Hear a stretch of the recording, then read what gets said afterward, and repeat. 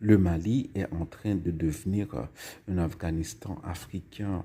Ce constat terrible ne vient pas d'un journal d'extrême droite ou même de droite, hein, mais bon, d'un journal ancré bien à gauche, un journal français hyper connu, voilà, qui fait ce constat dans un éditorial. Et c'est une catastrophe qui se déroule sous nos yeux en direct. On voit un pays qui est assiégé par les djihadistes. Il y a deux groupes. Il y a un groupe affilié à Al-Qaïda, il y a un groupe affilié à l'État islamique. C'est la même idéologie mortifère, c'est la même idéologie rétrograde. Et ce qui se passe maintenant, c'est que les djihadistes, ils essayent d'asphyxier Bamako pour faire tomber le régime, pour s'emparer là, du Mali, qui est un pays vaste. Et pas seulement du Mali, c'est que les djihadistes, voilà, c'est leur but, c'est la conquête du Sahel. Et je crois que sans l'intervention,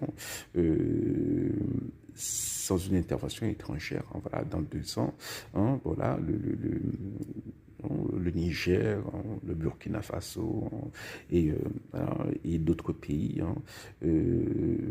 limitrophes vraiment, risquent d'être occupés par les djihadistes. Voilà. C'est un vaste territoire. Voilà. En tout cas, c'est la même, c'est la même méthode. Voilà. Partout où ces gens-là, ces ennemis de la civilisation, partout où ils passent, eh bien, ils imposent les mêmes lois. Voilà, les femmes doivent être voilées.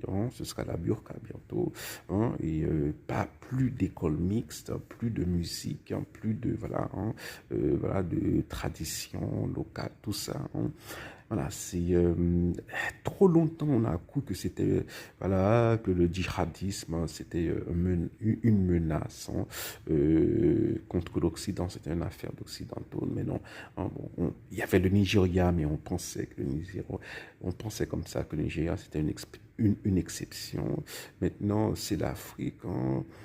Après, ce sera l'Asie, parce que cette idéologie-là est toujours en mouvement et c'est une menace pour tout le monde, pour le monde entier.